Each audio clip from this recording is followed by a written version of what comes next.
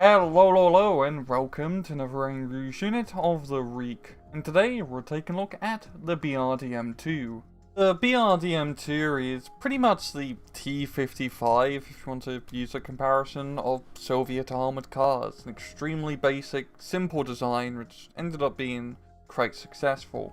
It entered in service in the early 60s to replace the, as you might guess, the BRDM-1, which is a very cool looking vehicle. I really hope we see it sometime in the future in Warno.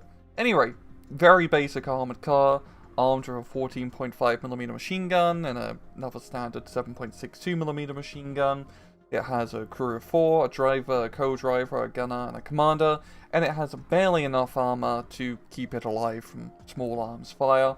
It's quite zippy, it's amphibious, and is mainly used in the reconnaissance role. And they built over 7,000 of these vehicles. As you might guess, they were exported quite heavily to really any nation which was somewhat friendly with the Soviet Union. In-game, the BRDM-2 is a 55-point reconnaissance armoured car, available to every single Red 4 division currently in-game as time of recording.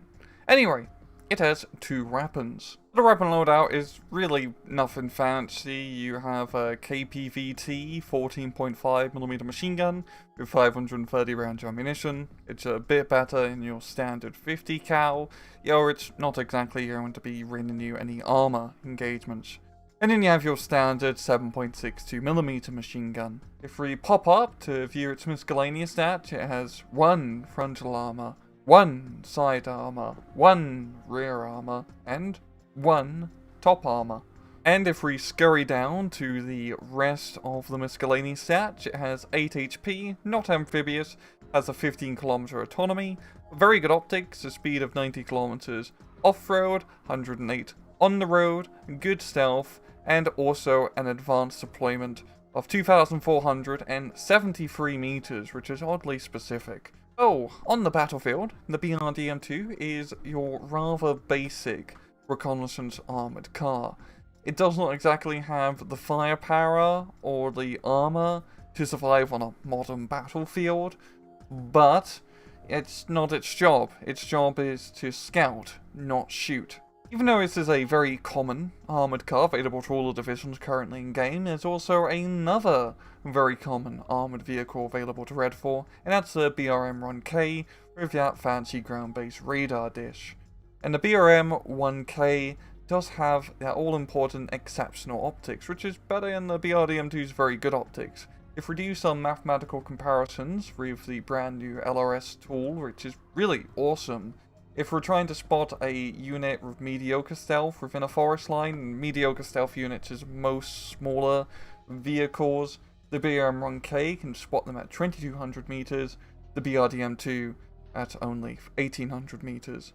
And compared to units with good stealth hiding in a forest line, such as the majority of infantry units, BRDM-1K 1650 meters, BRDM-2 1350 meters. So a 400 to 300 meter difference between both vehicles in regard to spotting units side of forests. However, this does not make the BRDM-2 completely inferior, even though those distances are quite drastic. Because first up, the BRDM-2 actually has better stealth, so it's more effective at actually sneaking up closer to the enemy so you can get eyes onto them. Also, the BRDM-2 is cheaper, 55 points compared to 85 points, and also more numerous per card, 9 per card, compared to 6 unvetted.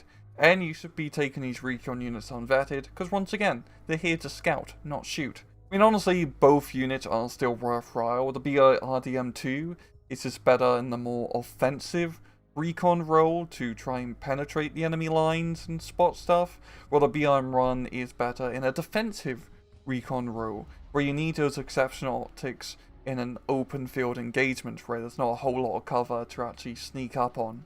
Overall, the BRDM-2 is an extremely basic reconnaissance armoured car. It's really the bare minimum of what makes an armoured car an armoured car. But for the price and with its optics, it's a pretty damn good unit. It's also a very fast unit, which helps out a lot in that early game engagement, especially with the advanced deployment. You can get the BRDM-2 into some rather sneaky positions if you know your maps well. And yeah, it's just a good, decent unit. It's not going to be winning any individual battles, but used right, it could win you the war. And well, I'm going to leave it off at that. This has been another Rouge unit of the week. I hope you guys enjoyed the video.